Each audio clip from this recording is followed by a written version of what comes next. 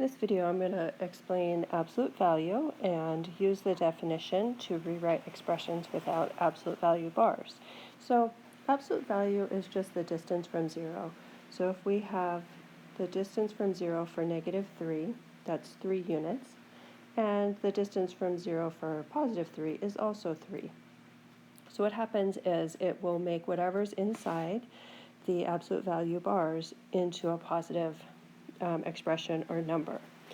So the official definition is the absolute value of a number is the same thing as what went in, as into the input, if what was originally put in is positive or equal to 0. The absolute value of 0 is 0. So if it's equal to 0 or if it's anything greater than 0, so anything positive. Or it's the opposite, it changes the sign if what went in is a negative number, so less than 0. Now, it's not hard if we can tell what the number is, right? So if we had -3, that's really obvious that it's just going to be +3. But if we have an expression like this, the absolute value of 4 minus pi, we just need to be thinking about whether 4 minus pi is positive or negative.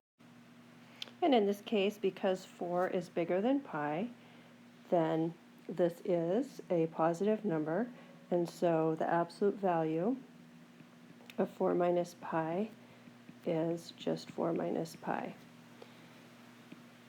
So that would be the correct answer there. But let's say that it was switched the other way. So let's try a different problem. Let's do like pi minus 4. Okay, so pi is worth about 3.14, and so if we took 3.14 and subtracted 4, we would get a negative number. So then this would be the absolute value of, or approximately, if we're doing approximations, -0.86, and the absolute value of that needs to be positive. Okay, so what we do, these are approximations. So if we're not being asked to do an approximation, if we need the exact value, then what we need to do here is, since we're realizing, okay, this right here is a negative, to change a negative into positive, like if we had -3, what we do is we take the opposite of that sign. That changes it into a positive number, okay? So what we're going to do is we're going to take the opposite of a negative. Pi minus 4 is negative. And then if we take the opposite, it's like multiplying everything by -1, so we would get negative pi plus 4. And that would be your answer, and that's how you would get something positive. Okay, so absolute value of pi minus 4 is the opposite of the quantity pi minus 4. Okay, let's try another one. Okay, so for b, here I have square root of 3 minus 5. Square root of 3, square root of 4 is 2. Square root of 1 is 1. Square root of 3 is somewhere between 1 and 2. So we have this small number and then we're subtracting 5. Okay? So that definitely is going to be negative. All right, so to change a negative into a positive, we need to take the opposite sign. Okay, so to rewrite this without absolute value, we would just take the opposite of whatever that expression was inside, which was negative. Okay, so we can leave our answer just like that. That's fine. Okay, or you can distribute your negative, which is like multiplying everything by a little -1 if you wanted to do that. So you get negative square root of 3, negative times negative is a positive 5. So either one is fine. All right, now let's try C.